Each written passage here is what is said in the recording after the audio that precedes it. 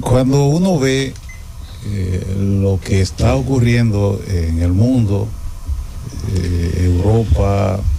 Asia, América y en el patio, uno llega a la conclusión de que, como decían nuestros antepasados, parecería ser que los tiempos están cambiando. Hoy tenemos el principal actor de la antipolítica posicionado en la Casa Blanca y le ha dado una patada al tablero estratégico, y hoy lo que ayer veíamos como antipolítico y negativo, pues hoy es la normalidad.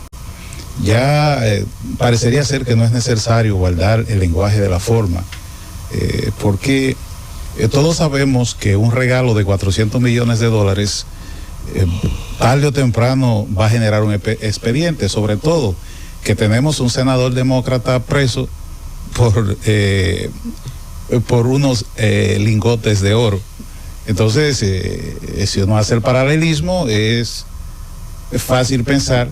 que en el futuro esto generará un expediente que podría ventilarse en los tribunales. Sobre todo que el regalo de $400 millones para ponerlo activo, usable, hay que invertirle cerca de $750 millones por la serie de mejoras y revisiones que hay que hacerle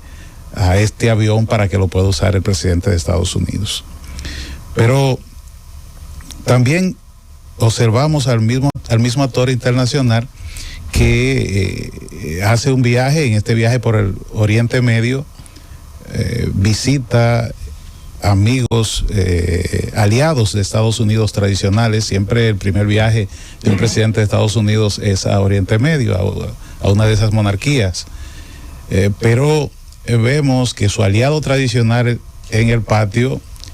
su policía de presa, no está incluida en la visita, pero además da un salto y reconoce a el nuevo gobierno de Siria y habla de retirarle las sanciones. Esto da prácticamente un vuelco al tablero estratégico. Pero si seguimos a Europa, vemos cómo Europa anda ahora mismo, que no se encuentra. Está como cuando el cachorrito se está buscando la cola y está dando círculo y no se encuentra. No encuentra un camino entre su valedor tradicional Estados Unidos y el gigante que desafía China. Y mientras tanto su sociedad va padeciendo las limitaciones de esas indefiniciones geopolíticas. Pero llegamos a América Latina, donde a través de la historia este ha sido un pueblo que ha cargado un lastre pesado. Cuando las colonias latinoamericanas buscaron un mayor nivel de decisión, en principio no pensaron en independencias, puesto que ellos no se veían lejos ni separados de la monarquía española. Sin embargo, los rivales tradicionales del Reino de España, monarquía española, Holanda, Francia, Reino Unido, encontraron un terreno fértil para abonar con esos pueblos que estaban levantados en armas, y ayudaron a insuflar y que prendiera la idea de la independencia. Desde allí empieza un gran problema, porque este pueblo que era compacto empieza a dividirse en las repúblicas latinoamericanas, y esa visión de un pueblo latinoamericano unido y compacto y fuerte empieza a resquebrajarse. Pero no solo eso, sino que se genera la leyenda negra de que todo lo que hizo España era malo y era negativo. No se detuvo en observar las diferencias en cada una de estas potencias europeas que intentaban apropiarse de lo que hoy es América Latina, donde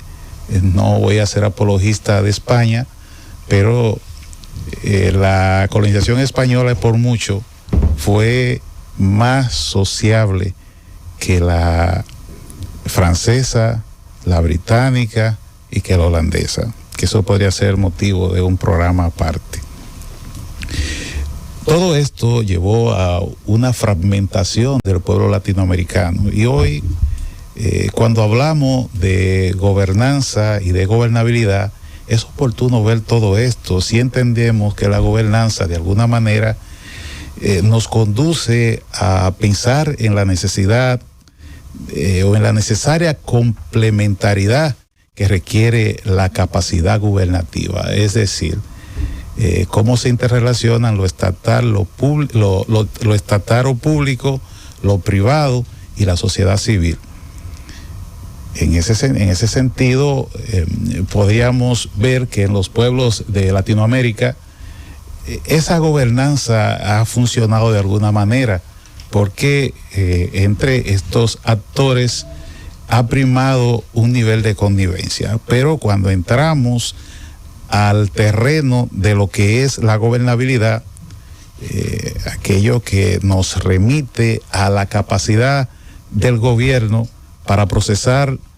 demandas de la sociedad y darle respuestas oportunas, entonces vemos que ahí hay un gran fallo. Hay un gran fallo porque a la hora de unirse los diferentes actores público, privado y sociedad civil son muy exitosos, o han sido a través del tiempo exitosos, pero a la hora de dar respuesta a la sociedad, respuestas oportunas, procesarle y darle respuesta a ese pueblo, pues eso ha dormido el sueño de los justos. Y es por esto que vemos que un continente, una región con tantos recursos, tiene una de las desigualdades más marcadas del planeta, precisamente por esa falta de respuestas a los anhelos y demandas sociales. Entonces, en nuestra Latinoamérica morena es difícil ver que los líderes políticos, las élites, se ponen de acuerdo para derramar soluciones que afectan a la sociedad o a ese pueblo llano y común que demanda urgido atenciones. Vemos, por ejemplo, el caso de Argentina, donde ahora mismo se ha aprobado una orden ejecutiva para limitar el acceso de los extranjeros a los servicios de salud, producto de la presión que generan en el aparato estatal. En Perú vemos que las autoridades han hecho un acercamiento hacia China, estableciendo allí el puerto de Chancay, una inversión grandísima, que uno podría decir que de algún lado que de alguna manera se pone a un lado la tradicional cercanía con Estados Unidos y se da preeminencia a una relación con un actor foráneo a la región, donde se ve el interés económico, puesto que los viajes entre Asia y esta parte de Latinoamérica se van a acortar en más de 11 horas. Pero eso te va en lo que tiene que ver con lo político y lo económico, pero ¿y qué pasa con lo social? En un país que aqueja constantemente problemas por la desigualdad social. En Panamá, por ejemplo, vemos la situación generada por las denuncias del presidente de Estados Unidos, Donald Trump, de que el gigante asiático está tomando posesión del canal con empresas a la entrada y a la salida, y esto ha llevado a que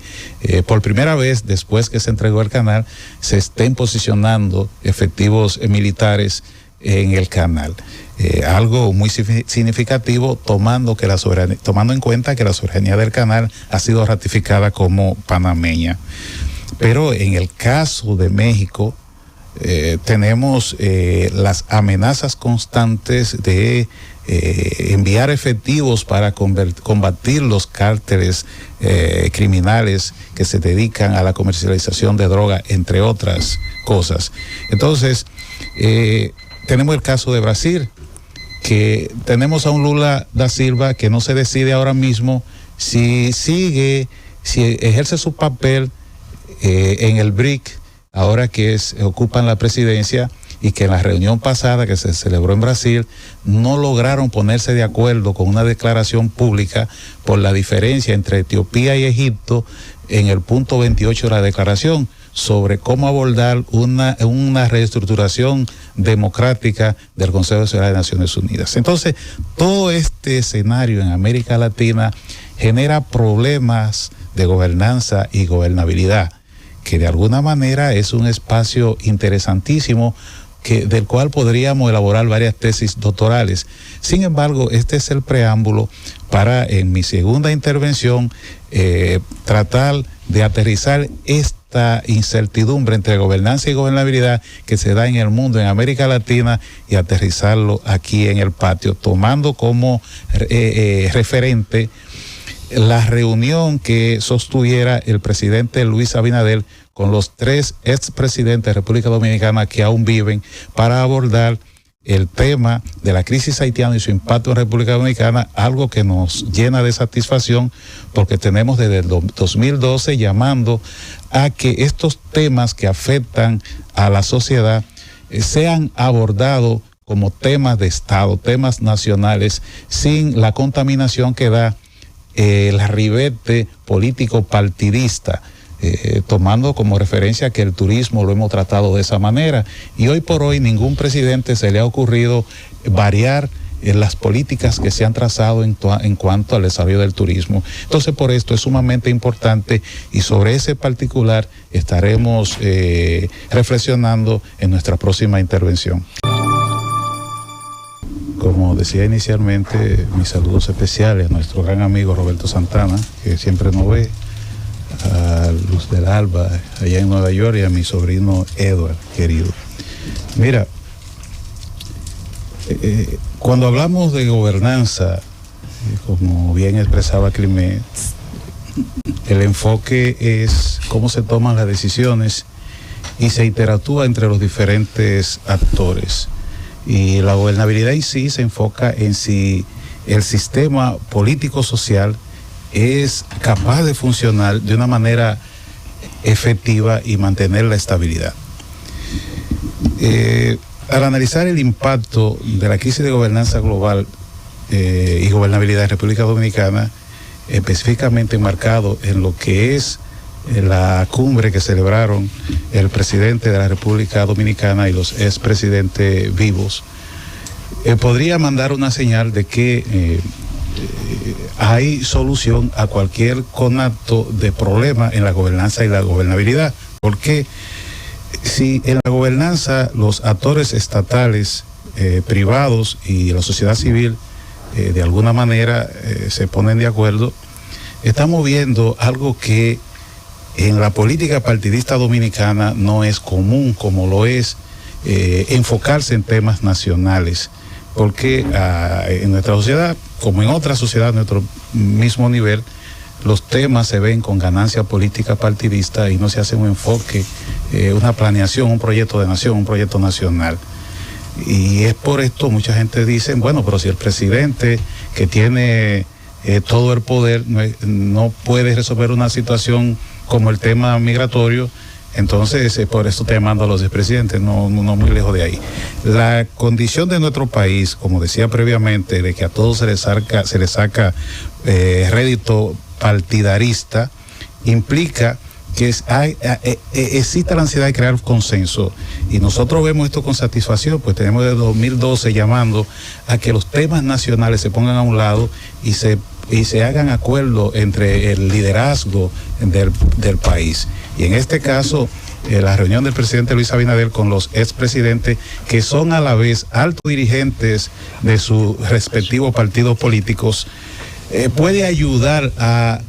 una visión compartida de esa amenaza sobre la integridad del Estado. Y cuando el gobierno ha designado el tema migratorio, el tema de la crisis haitiana, el impacto en la sociedad dominicana como un tema de seguridad nacional, lo que está diciendo es que está en la disposición, tiene la voluntad manifiesta de agarrar recursos de otros sectores y canalizarlo hacia este punto para, por lo menos, esa amenaza llevarla a su mínima expresión. Y es importante que para la creación de la visión de una estrategia se quiera conocer la visión de los expresidentes como conocedores de la cosa pública y líderes importantes del país. Entonces, ya en la creación de una estrategia al respecto, ya esta es una labor de expertos, de técnicos, profesionales, que van a operativizar esa visión de del presidente y los expresidentes. Obviamente, como gobierno, aunque es un compromiso de la sociedad en su conjunto buscar soluciones a los problemas de seguridad, es un compromiso del gobierno crear las estrategias y operativizarla. Y es por ello que se ha hecho esta reunión que crea, sin precedente, crea un antes y un después en la sociedad dominicana e indica que hay futuro, que hay esperanza, porque empiezan a ponerse de acuerdo los líderes políticos que en algo que parecía irreconciliables. Pues todos sabemos cómo fueron las declaraciones inicialmente del expresidente Leonel Fernández cuando el presidente Luis Abinader le invitó, e incluso cuáles fueron las opiniones del expresidente Danilo Medina por su lado. Entonces, luego de la visita del presidente Luis Abinader a Washington, ciertamente se morigeraron las opiniones, las intenciones, y vemos que los expresidentes acordaron reunirse como al efecto se reunieron. En principio esto es muy bueno para iniciar. Ahora, como dije, hay un detalle importante aquí, y es el que la intención de canalizar esto por el Consejo Económico y Social. Algunos dicen que podría ser perder el tiempo y que podría diluirse, donde se dan cita a más de 30 organizaciones que casi nunca se ponen de acuerdo. Pero ese es el gran desafío para la oposición política, de que el acudir al Consejo Económico y Social salga lo mejor de allí y que no se diluya en el tiempo porque la población está mirando. Y de ahora en adelante, el político que no sea capaz de entender el timing, que a la sociedad dominicana le preocupa ese tema, porque ya no es que los inmigrantes haitianos están en la construcción, no, ya no es, o en la agropecuaria, no, están en el turismo, están en la ciudad, en la zona urbana, cuidando sus torres, están en todo, están en los empleos. Entonces, no es que en principio eso sea malo cuando es organizado, pero cuando tú se está gestando una nación dentro de otra nación, sobre todo con antagonismos históricos, dos sociedades totalmente antitéticas, eso implica que a la corta o a la larga habrá problemas, sobre todo si tomamos que en la geopolítica la demografía es fundamental. Si es así, si seguimos permitiendo que entre el 25 y el 35% de los partos sean de inmigrantes haitianos, entonces significa que dentro de 15 o 20 años, o tal vez menos, nosotros los dominicanos podríamos ser minoría dentro de nuestro propio territorio. Entonces a mí me parece